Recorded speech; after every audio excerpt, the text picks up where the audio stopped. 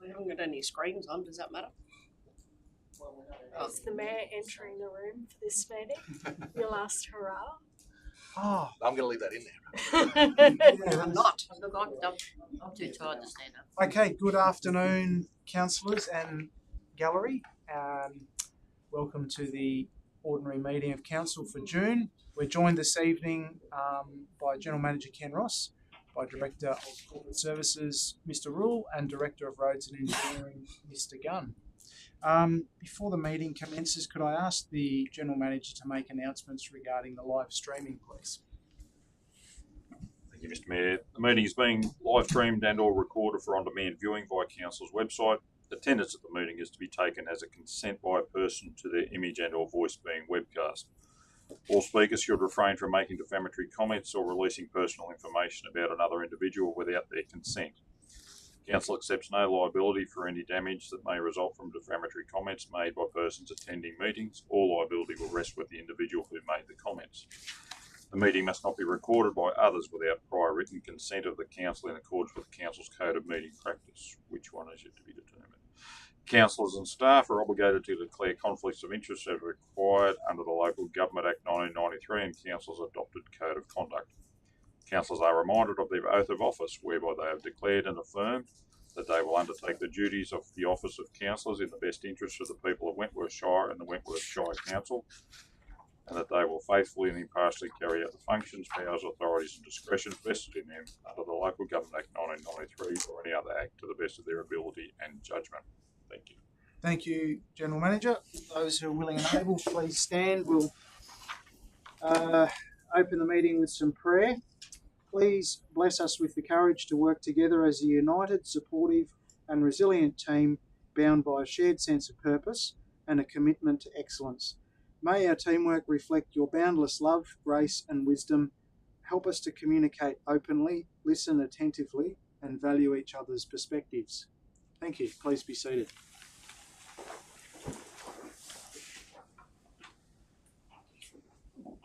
We'll move to item 3, apologies and applications for leave of absence. There are no apologies. Councillor Beaumont is not with us this evening. He has a leave of absence. Are there any requests for leave of absence? Councillor, no?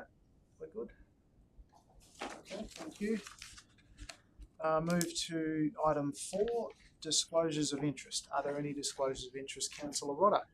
So 9.7, disclosure of interest, return non-pecuniary. Thank you.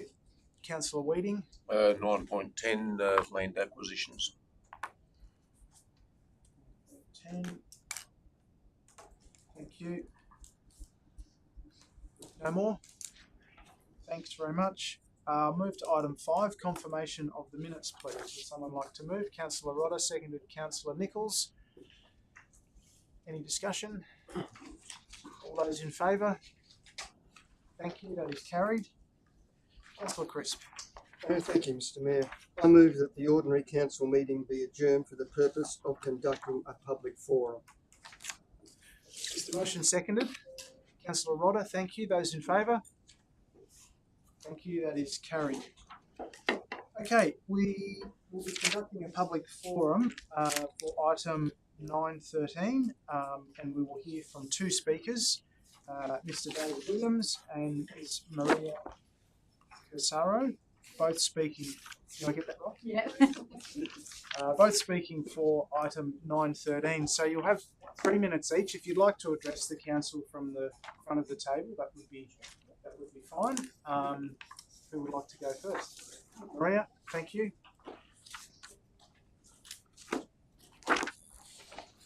Good afternoon, Mr Mayor, councillors and executive staff. Thank you for the opportunity to speak regarding Lot 2, 6389 Sturt Highway. My husband and I purchased this property in 2022, believing it was a lawful rural lot capable of supporting a dwelling, subject to the normal planning assessment process. The reason we form that belief is important and is based on the information provided to us at the time of purchase. In 2018, Council approved the subdivision creating Lot 2. Council required separate access to the lot and required electricity to be made available. No restriction was placed on the title, no covenant was imposed, and no condition of consent stated that a dwelling was prohibited. The planning certificate issued for the property did not state that a dwelling was prohibited, did not identify that the lot had no dwelling entitlement, and did not refer to clause 4.2 as preventing a dwelling on the land. The contract documents provided to purchasers contain no statement that a dwelling was prohibited and no warning that the lot was permanently incapable of supporting residential development. Most significantly, prior to our purchase, Mr. Matthew Carlin, who at the time was the Director of Health and Planning at Wentworth Shire Council and the authorised officer responsible for certifying the subdivision, advised both verbally and in writing that a residential dwelling could be constructed on the land where associated with horticultural use. As ordinary purchasers, we relied on the planning history of the land, the documentation provided, and trusted in the advice given by council. We are simply seeking approval to build our family home on an existing lawful lot together with the continued horticultural use of the land. The dwelling is intended to support and complement the ongoing operation and management of the property, not replace its primary use. The officer's report confirms that the primary issue before council today is the interpretation of clause 4.2. And we appreciate there may be differing legal views on that clause. However, we respectfully ask councillors to consider the broader history of this land and the position of reasonable purchasers at the time of purchase. Again, council approved the subdivision, council facilitated access and servicing, no restriction was imposed on the title, no document provided to purchasers stated that a dwelling was prohibited, nor was there any reference to clause 4.2. And a senior council officer subsequently advised that a dwelling pathway existed. We respectfully submit that we acted in good faith on the advice of Wentworth Council and the legal documents provided at the time. We ask councillors to consider whether it is fair, reasonable and consistent with the planning history of this land to refuse a dwelling on a lot that council itself approved and created without any express restriction advising purchasers that a dwelling was prohibited. Thank you for your time and consideration. Thank you very much, Maria. Councillors, does anybody have any questions for Maria? Just one. Councillor Nichols. Yes, I haven't been out there, Mary, I'm sorry. What sort of horticulture development do you have currently on that land? So there was a vineyard on there, but we're looking to put citrus. I would like a vineyard because that's what we grew up in though, but my husband wants to try citrus on there, so that's what we'll be putting on there. So, okay, so that was the only thing, was whether it was bare or whether, yeah, okay. Yeah. So you've answered my question. Okay, thank you. Thank you. Any further questions? Thank you very much. Thank you. David. Thank you, Mr. Mayor. Thank you, Mr. Mayor. Thank you, councillors. I don't want to, won't take up very much of your time because Maria has basically said everything that needs to be said. I'm from Brent Williams Associates. We act for the owners for this development application. I just wanted to point out that we're not trying to create a new lot. The lot was existing. It's was a subdivision approved by council in 2018. It's got its own Torrens title lot, and the subdivision consent at the time had all its own conditions to be satisfied for the subdivision certificate, including access to the Sturt Highway, power, water, 2 types of water, sewer, size of the lot, land ready for wastewater, the whole kit and caboodle. So there was no conditions imposed on there due to any bushfire risk, any flooding risks, and so nothing that would detriment a dwelling being built on that lot. So basically, the application has not been refused in this case because of any flood risk, bushfire risk, environmental impacts. So the recommendation, if it's for a refusal, is solely based on an interpretation that the development is prohibited. So I respectfully submit that the interpretation is not that clear cut. The planning history of the site, the previous advice by Council's own Director of Health and Planning, and the circumstances surrounding the creation of the lot, in our opinion, point to a more complex situation, and I don't believe that a dwelling is not permitted under the current planning controls. So basically, the supplemental list submission that I submitted gives you all the nuts and bolts of that. I won't bore you with all the ins and outs of that. But I just want to thank you for your time and hope you'll give it some consideration. Thank you, Mr. Mayor. Thanks very much, Mr. Williams. Councillors, any questions for David? Oh, sorry. Any questions? Any questions? Councillor Armstrong. Yeah, thanks, David, for his presentation. Just you referred to the advice provided back in 2022 by former Director Carlin around that, and in that statement he said that a dwelling can be constructed on the land provided the development is classed as ancillary to the existing horticultural land use. Correct. Under the New South Wales planning law, ancillary use is incidental, subordinate, or directly serves the predominant use of the property. Correct. Given that the majority of the property won't be planted to horticulture, it seems that the development is not an ancillary use, that the horticulture is an ancillary use to the development. It is ancillary to horticulture because it's an intense type of horticulture. It's not broadacre farming or anything like that. So the area of land required for horticulture doesn't have to be huge. The shed that is there is for the machinery and everything for that. So really the dwelling, yeah, it's a sizable dwelling, but that's located closer to the river, and it has a tennis court. But yeah, it is still ancillary to the horticulture, as per that advice, because that's the pathway for approval. Nice, thanks, Dave. Thank you, David. Anything further? People standing up. Thank you very much. Thanks. Councillor Deputy Mayor Crisp. Thank you, Mr. Mayor.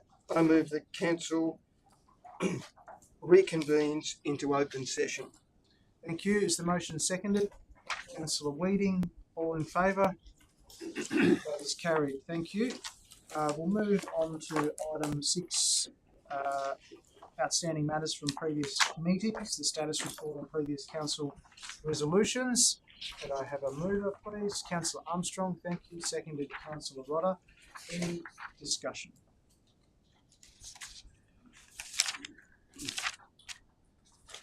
Those in favour of accepting the report? Thank you. Carried. I'll move my mayoral report, item 7.1, and seek a seconder. Thank you, Councillor Crisp. Are there any questions?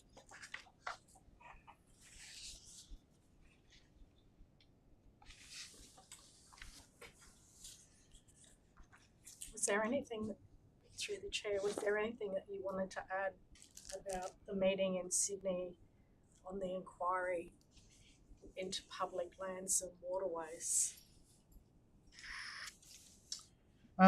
Yeah, thanks, Councillor Starrick. Look, how would I put this? Council presented its perspective, and I think in general terms we're very disappointed with where all that sits in terms of the acquisitions pathway that Council's been set down. I don't think there's a good understanding of our issues based on the questions that were put to us in the public inquiry. So I'm glad that we did read into Hansard quite a lengthy opening statement, which supported our position and our previous frustrations. So yeah, we'll continue working away at that and trying to get an outcome that is suitable for council. So if I could just add, subsequent to our delivery of our evidence in Sydney, there's been further questions asked. So we get a little bit further opportunity to expand on that in writing. So I've got until next Thursday to submit that. So we're working on that as we speak. So there'll be opportunity to further the mayor's or the council's position and sort of poke the bear, I hope, to trigger some answers. It's a little more promising than not having a response, so that's good to hear. Thank you. Councillor Nichols and then Councillor Rodder. Read the media announcement meet and greet, not as if I'm Penny Sharp went to Hay, read the energy and the energy CEO. What was the media announcement? I suppose it's to do with energy of some sort. So essentially, yes, so Nicholas travelled to Hay for that announcement from the Minister for Energy and Environment, and that was regarding a $60 million funding announcement by the government, which is essentially a down payment on the access rights that the government will receive for renewable projects within the Southwest Renewable Energy Zone, and that was announced jointly by the Minister and the Energy Co CEO. And I guess the intent of those funds is for employment and community benefit, so legacy benefit as a result of the access rights fees that these companies will be paying.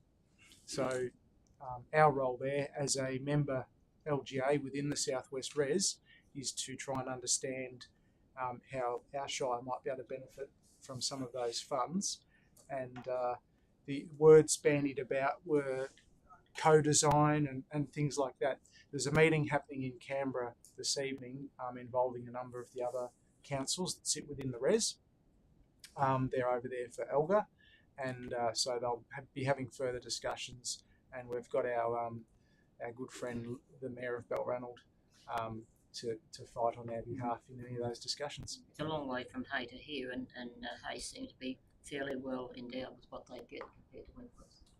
7 councils, 7 local government areas in the renewable energy zone. So it stretches from pretty much Collyambly down to the river and up across to the Darling River here. So in our Shire or Barronald Council or Murray River Council, so 3 of the councils don't have any connections into the grid as such or renewable energy projects, but we'll still be trying to get our share or a share of the 60 million. It's important that we do, because although Energy Co didn't announce any renewable projects or provide access rights for any projects within our LGA, we may still suffer or experience some of the impacts of those projects, whether that's turbine blades travelling through the Shire, depending on which port they come out of, and other associated impacts. We do have a fair bit of sun. Councillor Rodder. The Far West Local Health District Public Health Unit presentation on fluoridation. I believe you may have been an apology. Oh yes, we'll correct the record. I was indeed an apology, as I was for the Club Grants Category 1 meeting at Dearton. In regards to that presentation through you, Mr. Mayor, when would we hope to have some information to come back to council? Do you have any information on that? General Manager. No, it's really back in the presenter's court to sort of offer us some information or request or guidance in terms of the health benefits of fluoride. That was certainly the presentation slant was that it's a good thing, and there's only 4% of the population of New South Wales doesn't have access to reticulated water supply with fluoride present. So the timing will be, I'm sorry, Department of Health you're dealing with, it could come in a couple of months. Thank you very much. Thanks, Councillor Rodder. Councillor Armstrong. Yeah, thanks, Mr. Mayor. Just in relation to the Light State Committee of Management, piggybacking off that, just from that, how is I know Fozo's early days, but how is it performing? Is it as expected, or how's that going? Yeah, look. How did you expect it? I don't know. I don't know. How did you expect it? Let's frame this musically. Booming. Look, ticket and visitations are probably above my expectation, to be perfectly honest with you, but it's a honeymoon period. It's early days. For instance, I think on a particular Thursday a fortnight ago, 148 people went out there. But last Saturday night, 48. Bench weather, right? Yeah. So it's a product that, I think the Mayor had an experience of a couple from Brisbane that came down to see the lights in the World Heritage Area and the junction of the 2 greatest rivers. So we're going to be a product that can, support the enticement or the experience of a visitor, and there's a lot to be seen in our natural environment. No worries. Thank you. Thank you. Going very well. Actually, 300 per night over the King's birthday long weekend, which was called a sellout, but we'll have to adjust that because you could have squeezed a few more in. Any further questions? Thank you. I'll Those in favour of accepting the report? Thank you. That is carried.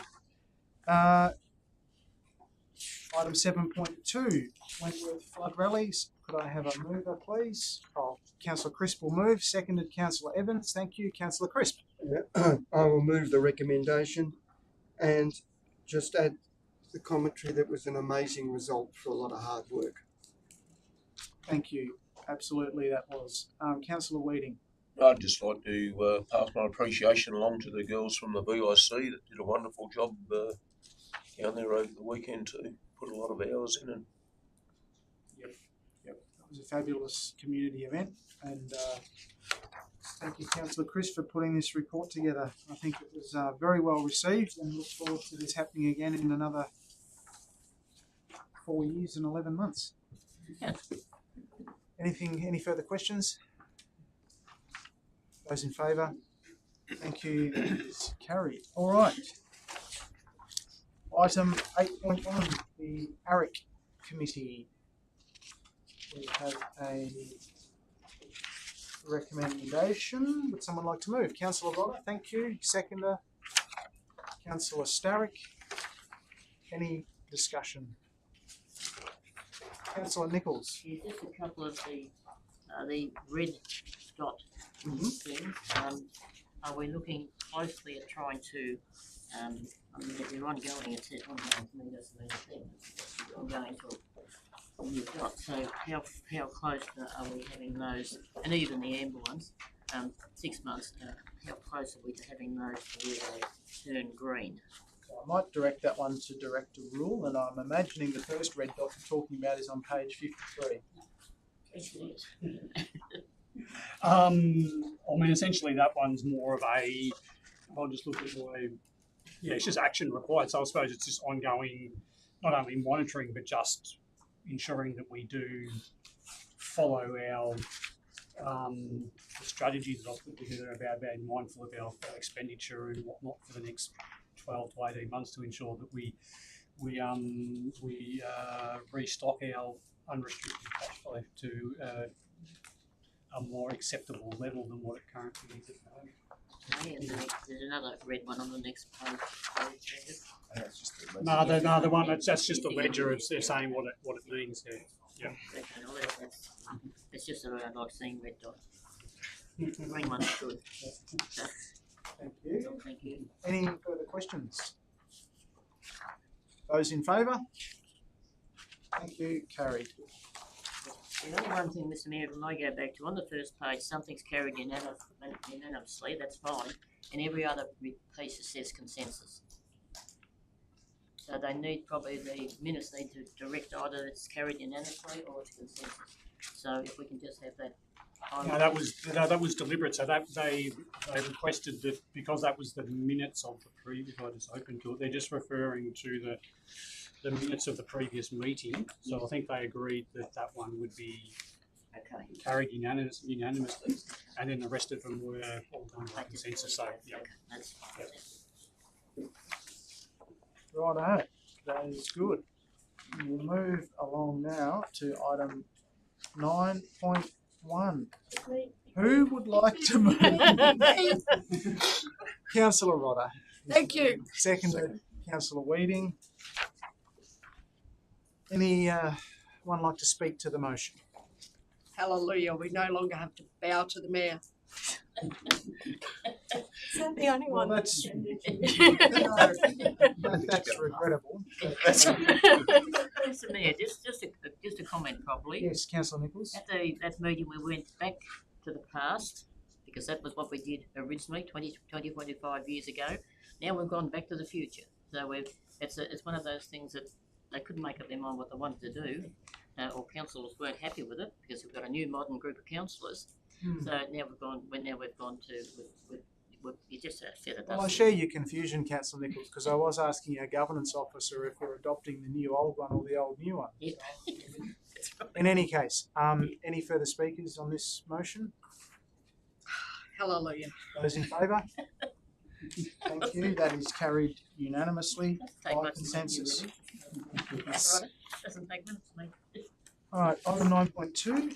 the General Manager's report for June 2026, and you'll notice the new and improved report has a little bit of commentary relating to each of the meetings. Councillor Rodder, you are moving. I am. Councillor With a comment? is seconding, and would you like to speak to the motion? So appreciating the additional detail which is included in the General Manager's report. Thank you very much. Thank you. Any further speakers? Any questions? Oh, one more, please. Councillor Mitchell? How is the clean-up of the Ruby going, please? Is it moving or is it still the same?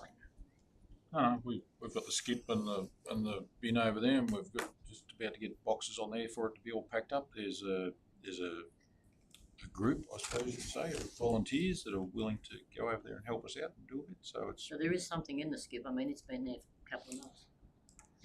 water, I'd be guessing, but That was the whole thing. It's easy to have something there, but nobody putting anything into it. yeah. It's never getting a I'm boat. working with a group, and we'll either get some council staff or volunteers over there to start the process in earnest. Or both. So in accordance with the previous council resolution, Yes, there is action stations and yes.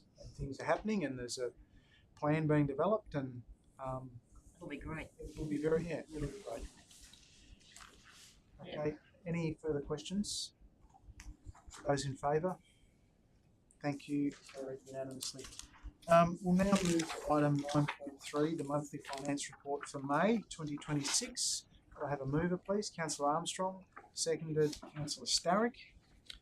Are there any questions? Councillor Weeding.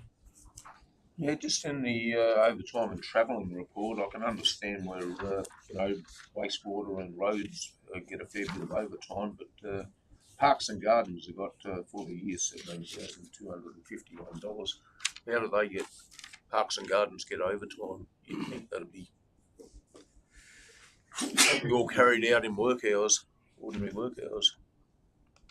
Well, I'm happy to direct the question to Director Gunn, but I'll just start very quickly by saying, I mean, of late with all the rain, there's been lots of pressure on additional weediciding, mowing, and things to keep up to scratch. And then during summer, as per the request of council, there was a couple of occasions where we asked for additional monitoring of drippers, for example, to try and get trees to be watered more often and things like that. So I would suggest that's some of the answer, but Director Gunn, would you? Yeah, look, I'm Triggered extra work. Oh, and the General Manager just said the 3,000 visitors over King's birthday weekend would have added to the overtime.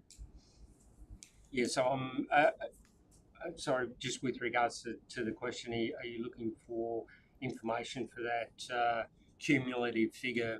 Yeah, for the cumulative figure over the year. Yeah, look, Just- I certainly agree with the comments from the Mayor and the General Manager with regards to those items. The other things is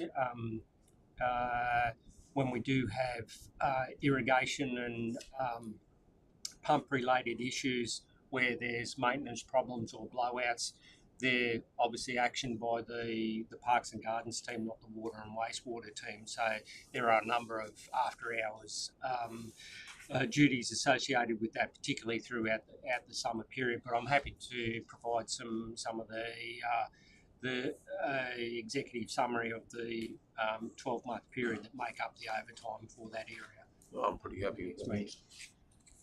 Thank you. Thanks, Councillor Weeding. Councillor Starrick. Just a question on the debtors write-off for the landfill, the 6,394. It said there that the account was issued incorrectly. Was it billed to the incorrect account, or It was billed to so it's been subsequently reissued to the correct account. Yes. Thank you. Thank you, Councillor Starrick. Councillor Armstrong. Thank you, Mr. Mayor. Just a couple of comments. Just been looking at the total funds available compared to a couple of months ago. It's good to see a little bit of a healthy improvement there. So it's good to see some of those policies you're implementing, Director Rule, just starting to have a bit of effect. it's a healthy budget to see. And just wanted to make a comment just on that overtime. Just wanted to offer my thanks to the staff who provided traffic control out at Sturt Highway, especially over that recent fatality. So just a special thanks to those guys for the work they did there. Thanks, Councillor. Councillor Nichols. Yes, thanks for looking into. Is there some way, I'm looking at the T-Corp loans, they're very, very high interest rates. Is there some way we can overcome those by putting them some other way? Because we're looking at those to 2044, a long way in advance, and they're very, very high figures. Is there? The reality is that those rates are actually significantly lower than what we would get anywhere else. Then, yeah, I understand that. So yeah, as the economic situation changes and potentially if interest rates were to decrease at some stage in the future to a lower level than that, then yeah, there's always the opportunity to potentially go back and refinance with them. But at the moment, we're not going to get much of a better deal than what we're getting there. Okay, thank you. Councillor Rodder. Thank you, Mr. Mayor. So in regards to the collection of rates and charges, so we're running slightly behind on the comparison for those collected. Is that, you think, a seasonal issue, or? No, we do have one debtor at the moment who is currently disputing the land valuation with the David General's office, so they're basically holding off paying their rates until that issue has been sorted out. So that accounts for about $130,000 worth. So if we had have got that, I went back and checked. So for the same time last year, for May we were probably about 150 grand less than what we were for the same time last year. So that figure would have a fair bearing on that one. And then there's this usual timing differences between when people pay from one year to the other, depending on when their direct debit's set up and whatnot. So yeah. Okay, thank you. Thank you. Any further questions? Those in favour? Thank you. Carried. Item 9.4, the monthly investment report for May 2026. Could I have a mover, please? Councillor Weeding, thank you. Seconded, Councillor Starrick. Any questions? Councillor Weeding. Yes, it says here we've used some money for the internally restricted funds. How much have we actually used? How much has got to go back into that? About $3 million.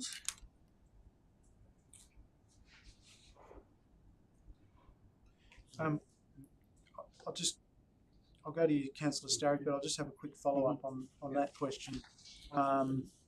So the future development reserve and the capital projects reserve will be replenished. I guess that's what is making up. Yeah, so that's about $1.5 million of that, and then historically we have also had $1.5 million in the plant replacement reserve as well. Yeah, and so over what time period are you anticipating that they'll be replenished? Oh, as our unrestricted reserves increases, it allows us the flexibility to then put some of that money back into those restricted reserves. So sometime over so I think financial historically, I think in previous reports I've indicated probably 12 to 24 month period of probably okay. Yeah. Thank you. Councillor Starrick, I think you had a question. You've just asked it. So I'm all good, thank you. Oh, sorry for jumping the gun. Councillor Rodder. Thank you. So on page 178, there's a summary of unexpended grants.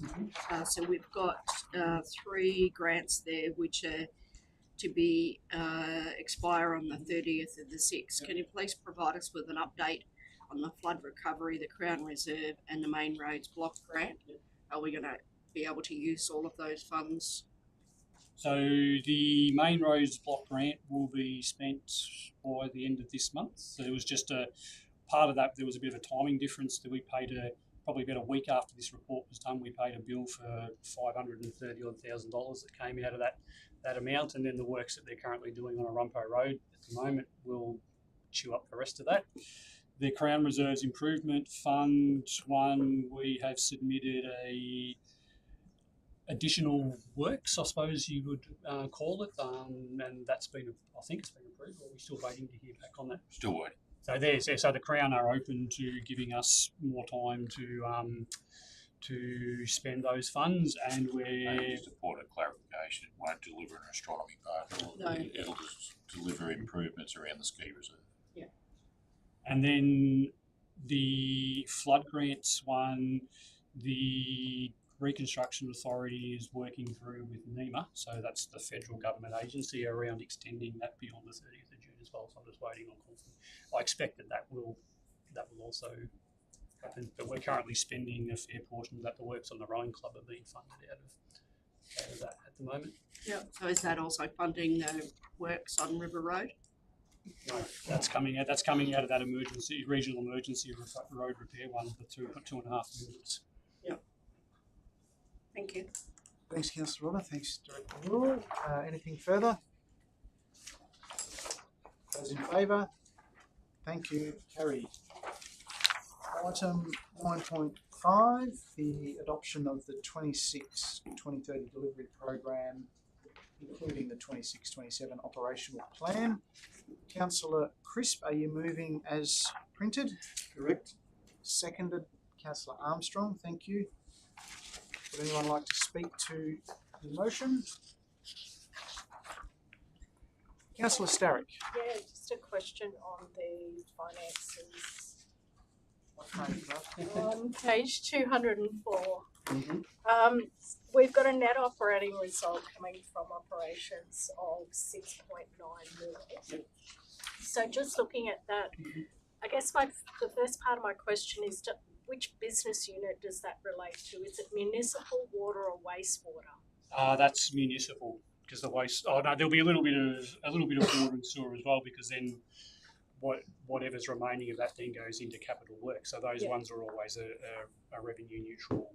So essentially it's a combination of all three. So how much of that would relate to municipal? Oh, I'd have to take that on notice. Okay, yeah. I'm just interested in how much relates to municipal and what our plans are for those funds if it's not this year. The Mayor asked me the same question on Monday, and essentially that money then goes back into funding our capital works program for the year. So if you go down and have a look at the column on the right hand side of that page, you'll see the projected cash surplus of about 2.7. Yep. So essentially so if you go back up a bit, so yeah, we're $9.7 million operating surplus, of which 2.8 million of that relates to capital grants. Yes. So you take that off because they're unreliable, and you can't. So if you're relying on capital grants to make a profit, then you're in a bit of trouble. So of the $9 million plus the $11 million depreciation, which is a non-cash, we've got about $20 odd million to then fund our capital works program for the year, of which then we'll probably spend around about $17 to $18 million at the moment, which will then give us cash on hand of about 2.7, which will then go towards topping up our unrestricted cash. Thank you for that. Councillor Armstrong. Yeah, thanks, Mr. Mayor. Director Rule, just to you, so just with the recent announcement of the Red Fleet changes from next year, how much is that likely to decrease our depreciation costs going forward? Have we modelled that yet? I haven't gone into that. But it will be, a little bit, not much. A couple of $100,000 maybe. Yep. Thank you. I had another one, but I forgot it. That's right. Thanks, Councillor Armstrong. Councillor Weeding. Question to Director Rule. The rates for the percentage of the rates for different towns are all different. What's the reason for that? Capacity to pay, trying the values of properties, trying to equalise rates across properties to make it equitable and fair to ratepayers. So yeah, there's a number of reasons as to why we structured the rating base the way we've structured it. land value too, Pardon? land value. Yeah, land value, all of that. So it's trying to make it. It's trying to make it so that, say, that a property in Denton, for example, which might only be valued at $30,000, is paying their equitable share, versus a property in Golgol, for example, which might be valued at $1 million. But when you look at the rates of those, though, you know, the Denton are paying 0.009 and Ronga's only paying 0.003. Yeah. So that then goes to do with how many properties are in that category, the value of all those properties, how much we want to take as a total from that category. Then so you won't get a uniform. It's a little bit different to how they do it in other states where they actually work out a uniform cents in the dollar figure, and then depending on whether they want to charge more to commercial and less to farmland or more to farmland, they then multiply that by 20% or something like that. Ours is a little bit different. It's all got to do with the property values, how many properties are in each of those categories, and then what's the skew or the variance in property value. So you've got some categories where there's not a lot of variation between the highest and lowest property values, and then you've got other categories where you will have some significant outliers within those, where they'll have some significantly high property values, and then a lot of medium property values, and that can skew those figures as well. So it's a big exercise that we go through each year to try and balance it as best that we possibly can, so that we try and make it as equitable and fair for everybody. And Councillor Wedding, those ad valorem figures that you referenced, the 0.00s and stuff, that can change around according to, like you'll notice in one of the tables, I think it was between 22.3 or 23.4 when property values jumped considerably, so maybe 40-50%. Rates didn't jump by 40 or 50%, so those ad valorem figures had to be adjusted to only adjust the rates by the 3 or 4% or whatever they happen to go up that year. Okay, any further questions? Councillor Armstrong. Yeah, thanks, Mr. Mayor. I just remember that. I'll look at the capital expenditure. Yep. And it might be looking a little bit too far in the future on this one. Just around asset renewal, like what risk is there in this coming financial year around asset renewal and asset failure blowing out that capital expenditure, or that capital expenditure number will have to increase dramatically into the future around asset renewal? I think from the next 12 months, I don't foresee. I mean, you can never say never, and one of the challenges with asset renewals is that assets don't deteriorate in a uniform fashion. So they could be going along swimmingly for 40 years, and you've maintained them, and all of a sudden they just have an issue, and those sort of things can be very difficult to predict. So you try to sort of, as best as possible, look at the total quantum of all your assets, and then try and there are some asset classes where we've probably got better information than others. So there's probably are some where our confidence levels might be a little bit lower than others, especially with water and sewer, because when you're dealing with assets under the ground, you don't always have oversight or visibility of what their conditions are. So there's always probably a risk there that potentially there might be something that the classic examples that the water main we did across the Darling there last year, where it just got to the point where it was costing us a lot to try and keep it going. So it was just easier to. But that was something that we hadn't budgeted for in that particular year. So yeah. Thank you. Okay, Councillor Starrick. We could have a big discussion on asset management at this stage. There's a report coming. Linked into that, the work that the team are doing in terms of developing the infrastructure asset management plans are going to help to inform that moving forward as well. It's a difficult one, because not a difficult one, but you look at depreciation, and I think I've said this in the past, that often there's a sort of a bit of a, it's not misguided, but there's a little bit of an anomaly around depreciation in that people think that the depreciation figure should be representative of what you should be spending on asset renewal. Probably not quite correct, because depreciation is essentially a calculation based on the anticipated useful life of an asset and spread evenly over the useful life of an asset. And as I said before, assets don't deteriorate in a uniform fashion. So depreciation is probably a good guide of what potentially you should be spending on your asset renewals, and in the absence of any other sort of industry accepted sort of figure, it is a sort of good guide. But as you can see there, I'm sort of anticipating a depreciation of around 11 million, but we've got an $18 million capital works program for next year. So Try and get ahead. yes. Thank you. All right, thank you. If there's nothing further, the motion, those in favour? Those against? Carried unanimously. Thank you. Item 9.6, determination of councillor remuneration for 2026-2027. We have a recommendation. Councillor Starrick, moved as written. Thank you. Seconded, Councillor Crisp. Any questions?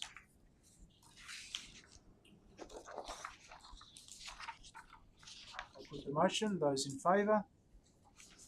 Thank you. Carried.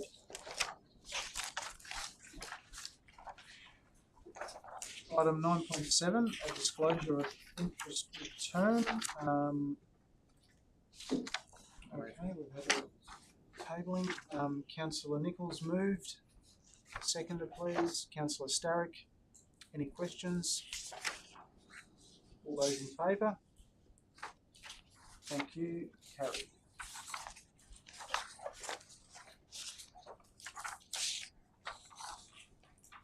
Moving to item 9.8, reappointment of Audit Risk and Improvement Committee member. We have a recommendation. Councillor Starrick moved, seconded Councillor Weeding. Thank you. Any questions? Those in favour? Thank you. That is carried. So that deals with the reappointment of Di Schmidt as an independent member of ARIC. And the next item, item 9.9, reappointment of Audit Risk and Improvement Committee chairperson, and you can see the recommendation, that is Roseanne Carver. Moved Councillor Armstrong, seconded Councillor Crisp. Any questions? Probably just a comment, we have no role in this, we just have to do it. So it's Accepting the recommendation. Those in favour? Thank you, that is carried.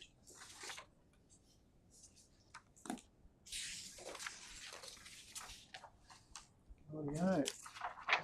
Item 9.10, compulsory acquisition of land at Dareton, New South Wales.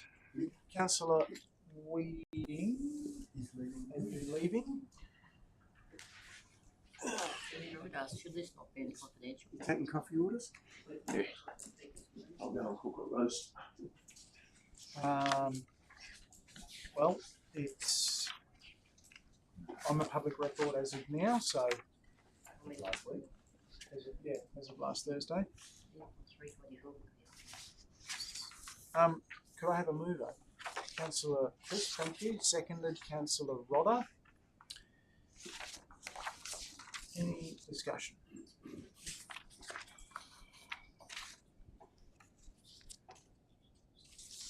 Comment perhaps that it's a difficult process and we're working our way through it.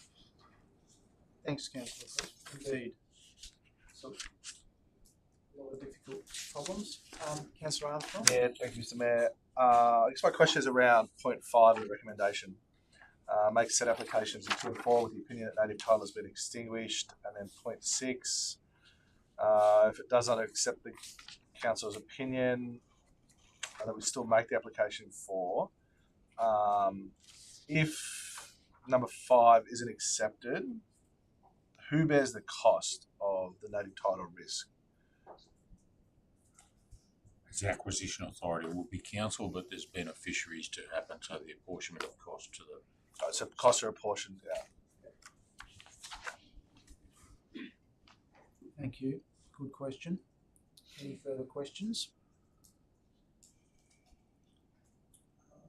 I guess my only other question, and I think I know the answer already. So just the acquisition of lot 519 for the long skinny lot.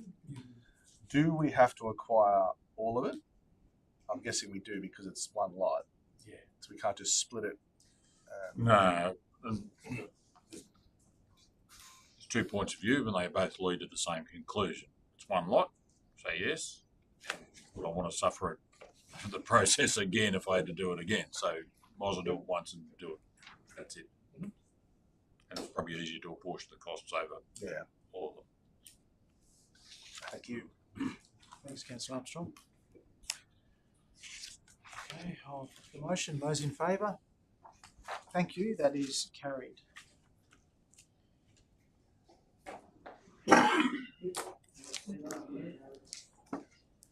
All right, I'll just wait for Councillor Weeding to hop back in.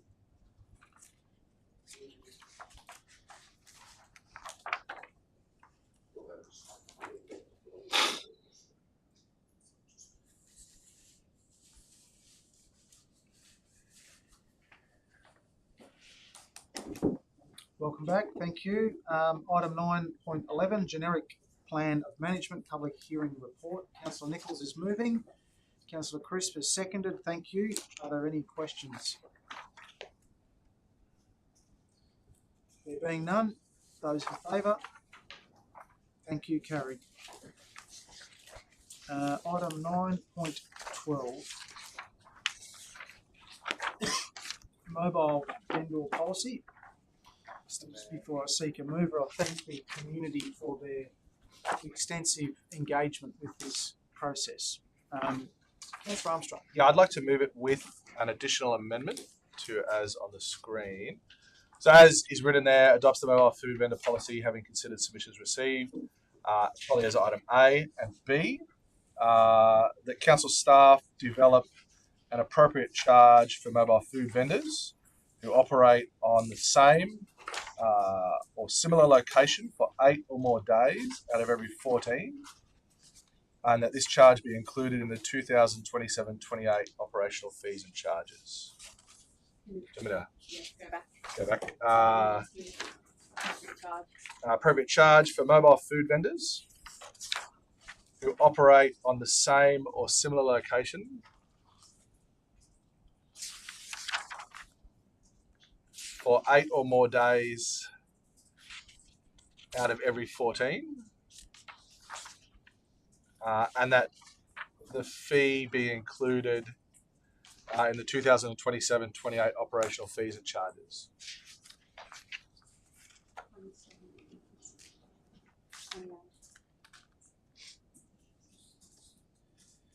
Very similar to submission number 23.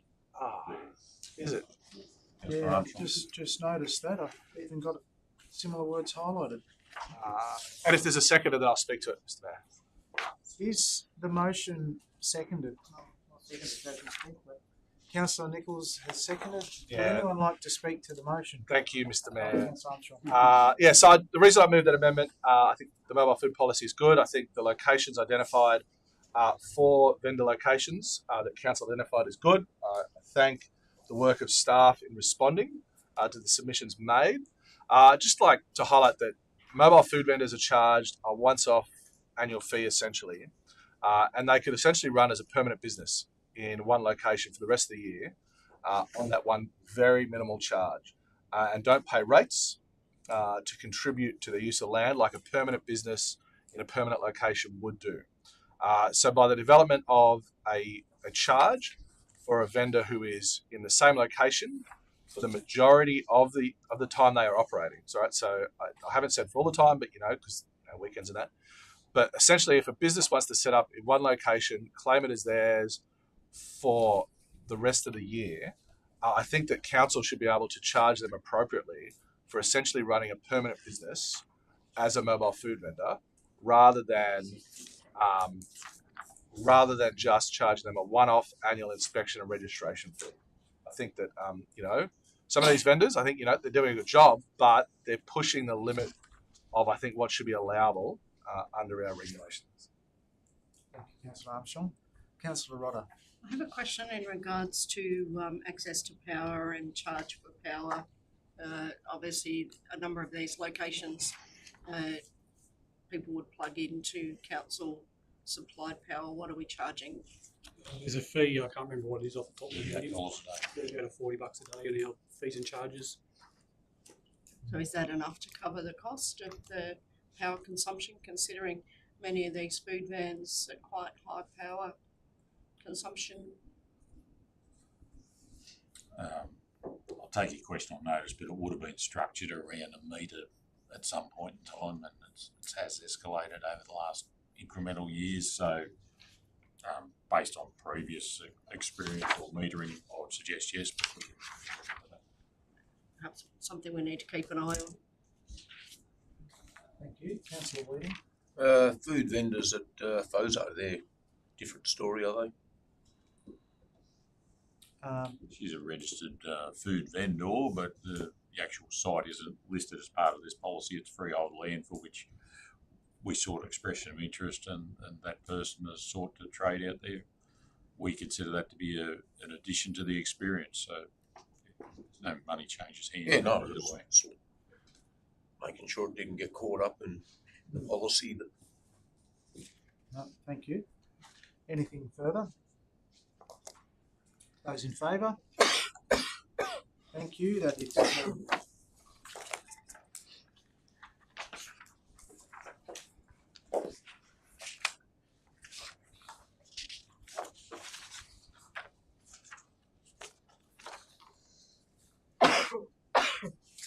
Sorry, I've just lost a tab.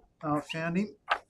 Item 9.13, double-storey dwelling with garage, swimming pool, safety barrier, storage shed, wet area, Sturt Highway, Lot 2, Trentham Cliffs. Councillor Crisp. Thank you, Mr. Mayor. I wish to move that council adopts option 2 with the exclusion of condition D1, the sentence there that reads, the allotment should go through a boundary realignment with adjoining land or subdivision using legislation that does not prohibit dwellings on that allotment. I think that should be removed. The rest of option 2 I think is satisfactory, and the reason for excluding that condition I think is made quite clear to me and hopefully to fellow councillors during the presentation we had earlier. We need to honour the advice. I'll just seek a seconder, Councillor Crisp, and then I'll invite you to speak to that. Councillor Armstrong, seconding. Thank you. Councillor Crisp. Jumping the gun. Look, it's fairly simple, councillors. I think we need to honour the advice given by an officer. Thank you. So just for clarity, the additional documents listed there as part of option 2 remain. Thank you. Would anyone like to speak? I have one question. Yes, Councillor Nichols with a question. And it was a very, very good presentation. I have no problem with that. No problem with the house, the tennis court. Where do we sit if the orange trees don't evolve? Because it is part of as part of the development, and I'm sure you're going to put that's the only thing there, because if in 5 years we go over there and there's nothing there, no orange trees, we've put through something that's, to my mind, not quite right. As Mr. Williams pointed out, Councillor, ancillary to development is depending on the intensity of that. With the change of economic climate, crops come and go. Depend on when we inspect the site. Depends on what crops available for us to substantiate. So you're actually telling me there will be some sort of horticultural on that property? Guaranteed there'll be one lime tree. Are you listening over there? And that's yeah. I mean that's the sole thing, because if something in my mind is not right, I'm going to say it's not right. Yeah. So I have no problem apart from the fact that you get out there and plant the bloody orange trees. so Thank you, Councillor Nichols. Thank you. Any further questions? I'll put the motion. Those in favour? Thank you. That is carried unanimously, and as that is a planning matter, it is a division, and all votes for and against will be recorded.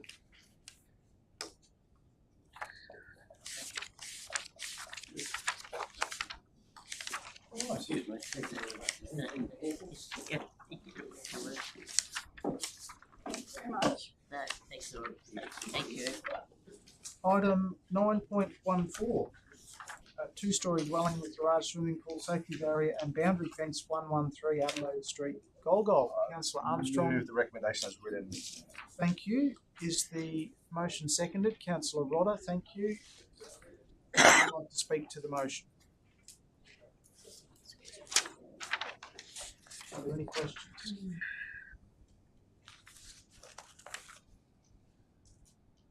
I'll put the motion, and as this is a planning matter, this vote will be considered a division and all votes for and against will be recorded. I'll ask for those in favour. Thank you. That is carried unanimously.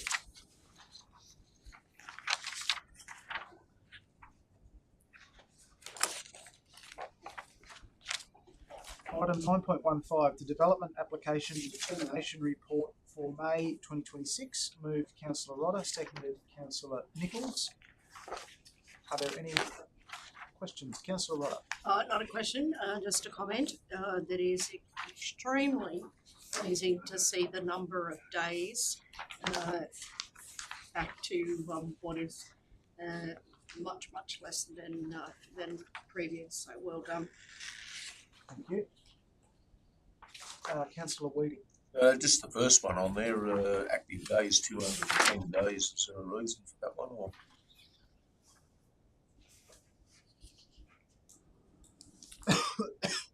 Yeah, I think the days ticked along. There was additional information required. It was slowly coming. So it was, while the active days are there, it wasn't for us to be sitting on it. Was lack of detail that was forthcoming to us, and once we finally got the detail, it was processed accordingly.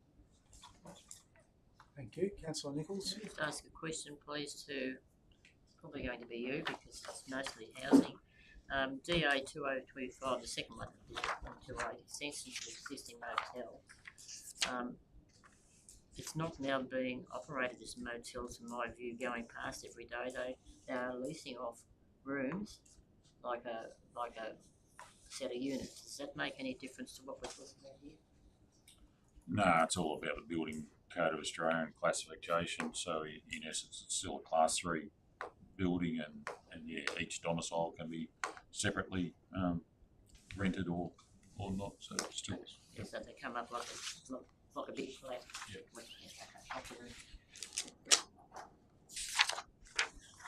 All right. Nothing further. I'll put the motion. Those in favour? Thank you. Carried.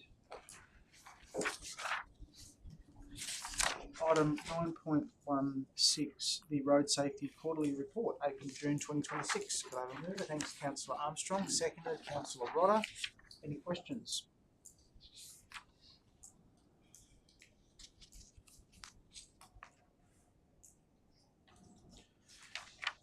I'll just mention that I think pat on the back to our crew here for their ongoing focus on this, and as you will all be aware, one of Council's main advocacy focuses is on road safety and the need for investment in, amongst other roads, the Sturt Highway.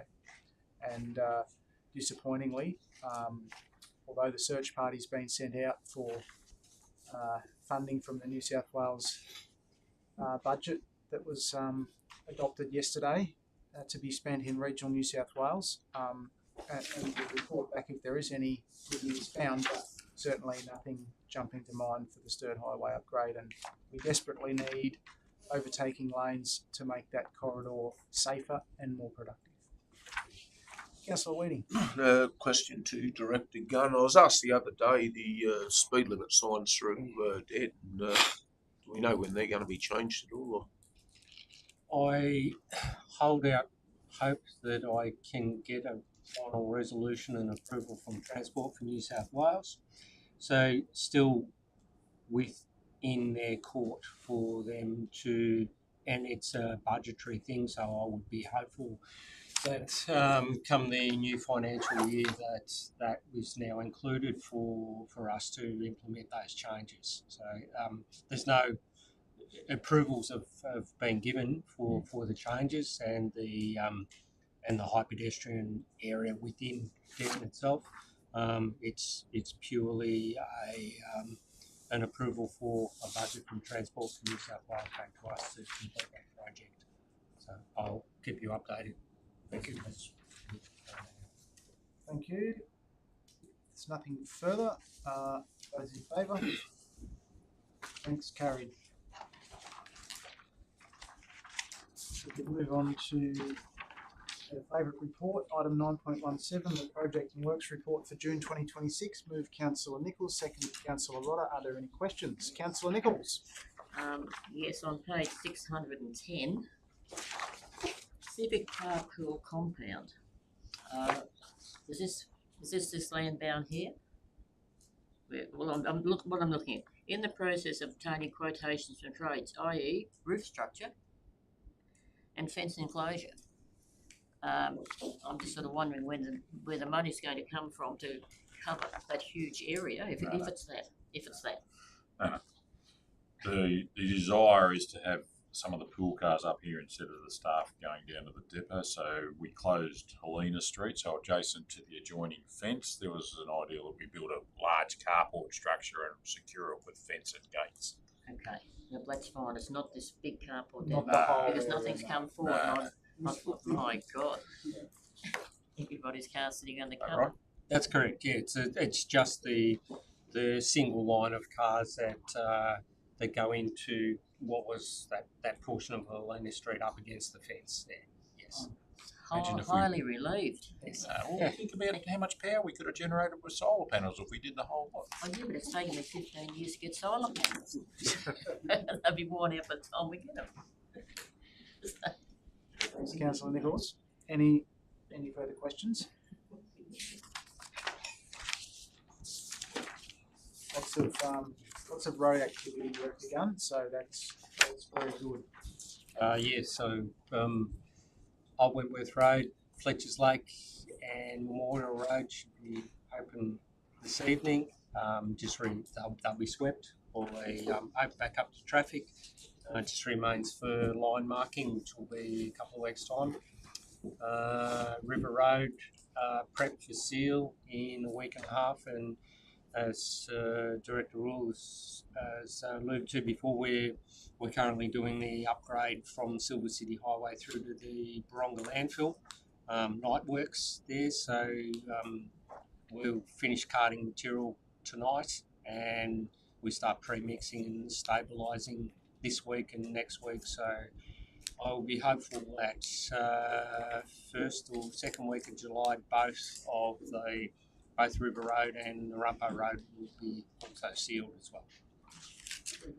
Probably only a comment. The Wentworth Council work that the Dolphins have put in looks good. It's fabulous, doesn't it? Yeah, it looks great. Yeah. The bricks at the bar. All right, Councillor Evans. Mr. Mayor, just want to make a comment, and it perhaps relates to road safety and the previous item, but I'd like to just put it out there in the public arena that we highlight the poor condition of the Sturt Highway and the fact that sadly there have been very serious accidents on that road in numerous points of time, and it's perhaps a question to ask is there a possibility of that piece of roadway at least being upgraded a little, particularly the shoulders? I had an experience myself in returning from Swan Hill last week. Truck travelling at well over 100 kilometres per hour, back past us on that road. Once again, down the hill, around the corner, and a very dangerous scenario at night. And just coming off that broader road base and then into that narrow section through Trentham Cliffs or Monac and Trentham Cliffs is where these accidents are happening, and it's pretty obvious how they're happening. It needs to be just out there in that space, knowing that it's a pretty serious reflection of road safety and poor road safety in that area. So I just wanted to bring it up as a point, and not particularly ask a question of anyone in particular, but it could be something we need to put out there, perhaps with a little bit more punch and representation from this council. We don't want to continue having to pick up the pieces as we have done in recent years. Yeah, no, thanks, Councillor Evans. It's a point well made. I mean, I guess we could say we shouldn't have to highlight fatalities involving our local residents to get attention. But unfortunately, that's exactly what's happened. And so, you know, we have a young family in Golgol that's forever changed.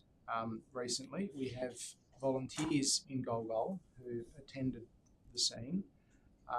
So, you know, we're very grateful for all those emergency services people that look after us in all those situations. However, we haven't just started beating the drum now. The freight task is growing. This is a major freight corridor from Adelaide to Sydney. We know the movements of heavy vehicles is increasing. The size of those heavy mass vehicles is increasing. We love our tourists, so we love our grey nomads. But the interaction of AB triples, road trains, caravans, residents, commuters, we've all seen it. You end up with convoys that are, you know, a kilometre long, 20 or 30 vehicles. There's no opportunity to overtake. People take risky decisions because they're frustrated or they're running late or whatever. I'm not saying it's an excuse. I'm just observing what happens, and it doesn't matter if you're talking to the local ABC journo who hasn't been here very long, or if you're talking to people who've been commuting on that road every day for the last 10 years. It's getting worse. We've raised it with the New South Wales Transport Minister. We've raised it with our local member, Helen Dalton.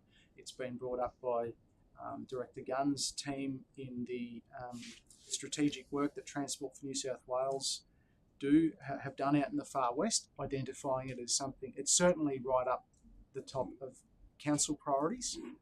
So I accept what you're saying, and we just have to keep on advocating for better outcomes. I think overtaking lanes is an obvious one. You know, 21st century, major freight corridor, no overtaking lanes from the South Australian border through to the extent of the Sturt Highway. It's not good enough, so we'll continue trying to get that message through. Mr. Mayor, we look at the surface of the roads are changing because of the weight and size, because even going to Broken Hill, they say it can't be weight because it's all spread out in a different thing, but you're getting ruts and so on and so forth. That also makes it more dangerous for people that are travelling as well. Yeah, I mean, we're trying to understand, and the data doesn't exactly emphasise strongly enough, I think, what we've observed, and I'd be interested in being able to get the emergency services data for truck rollovers, for example. There's definitely a stretch of the highway from, say, Paringi to Trentham Cliffs or Golgol, where there's been quite a number of rollovers happening, as well as other incidents. So, Councillor Rodder, did you have a question? I did. So recently I attended the Pooncarie Baikana Gymkhana and had the opportunity to have my first look inside the camp kitchen. So although the project is much appreciated by the users of that facility there. There's a number of there was some feedback provided in regards to additional equipment that's required, so I'm hopeful to be able to bring to the council a bit of a wish list on additional requirements and tweaks of that facility to improve the usability of that camp kitchen for the users of the Pooncarie Reserve. Thanks, Councillor Otter. And when you say you'll bring, you hope to bring, Through the user group. yeah, so these are being expressed through the user groups, are they? Well, the user group meetings are infrequent. But in conversation with Rebel, she gave me the guided tour and came back with a few shortcomings. For example, there's one commercial stove within the facility. They regularly feed 500. One residential stove does not cater for 500 people. So there's a few additions required. So whether that is funded through council or through grant process or otherwise, but yeah, there's a number of things that we can do to support the Pooncarie community in regards to further upgrades to that kitchen. No, thank you. The 5 loaves and fishes happened a long time ago, didn't it? So, yeah. But essentially, yeah, I'm just hoping it's being captured through that existing process so that it can be actioned by Jeff's team. Anything further? Thank you. Councillor Evans. Sorry, just one point, just on the never-ending story. Wentworth Caravan Park investigation still underway into booster pump options. I'm just making that comment that we can we get that one off the books eventually. So it's 5 years down the track and we're still fixing it. I think we need to. I did read that one there. Director Gunn, how are we going with yeah, look, I'd have to take that question on notice with regards to the timing. My understanding that all the other work has been completed and is scheduled for the changes to the upstands and the volume pressure-related issues. I haven't had any other direct feedback to me since the completion of those works, but I'm happy to follow up on that particular item and provide some detail back to you, Councillor. Yeah, what sort of cost? I mean, looking at the budget, that could be a big one. So, thank you for that. Those in favour, please. Thank you. That is carried unanimously. Item 10, notices of motion or questions with notice. There are none. Item 11, we'll conclude the meeting, and our next meeting is on Wednesday, the 15th of June. July, even. Go back in time. I'll see you next year. That's good. Thank you very much for your attendance, and thank you to our gallery and our media partner.